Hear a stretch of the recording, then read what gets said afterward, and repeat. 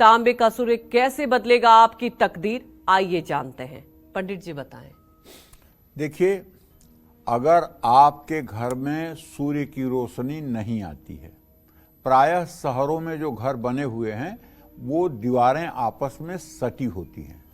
अब जब दीवारें सटी हैं और आपका घर नॉर्थ फेसिंग या साउथ फेसिंग है तो निश्चित रूप से सूर्योदय के समय बहुत थोड़ी सी किरणें आपके बालकनी में आ सकती हैं, या दोपहर के बाद थोड़ी सी किरणें आपके बालकनी में आ सकती हैं, लेकिन कमरों में सूर्य की रोशनी नहीं आती है। गांव में तो ये समस्या नहीं है। गांव में तो घरों की दीवारें सटी नहीं होती हैं, चारों तरफ खिड़कियां होती हैं, दरवाजे होते हैं, तो वायव्य कोण को छोड़ करके बाकी सारे दिशा में सूर्य की रोशनी कभी न कभी दिन में पहुंच ही जाती है।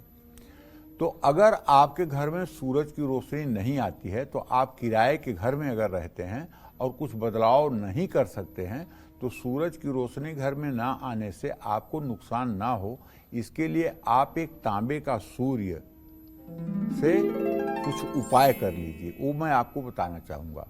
आर्थिक संकट है, बचत नहीं हो रही है, तो घर की उत्तर दिशा में तांबे का एक सूरज लगाइए।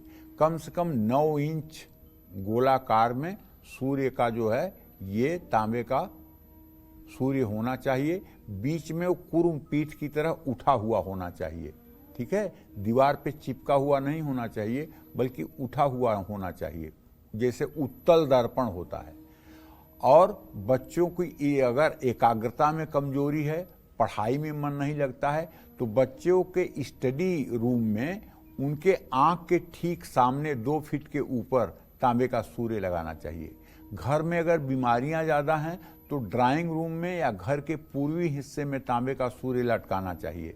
घर के दक्षिण पूर्व दिशा में तांबे का सूर्य लटकाने से घर में अन्न की कमी नहीं होती है। घर की महिलाओं का स्वास्थ्य भी बना रहता है।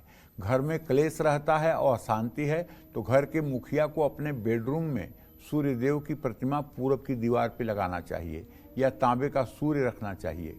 कारोबार में नुकसान हो रहा है, नौकरी ठीक नहीं चल रही है, तो अपने डेस्क पर तांबे का सूर्य रखें और परिवार को सुख शांति के लिए अपने घर के मंदिर में सूर्य देव की प्रतिमा स्थापित करें या तांबे का सूर्य रखें। मान सम्मान की प्राप्ति के लिए अपने बेडरूम में तांबे की सूर्य प्रतिमा रखें। ये सब चीजें निश्चित रूप से आपको आनंदित करेंगी। जय मां विंध्यवासिनी। दर्शन 24 यूट्यूब चैनल को लाइक करें, शेयर करें और सब्सक्राइब करें।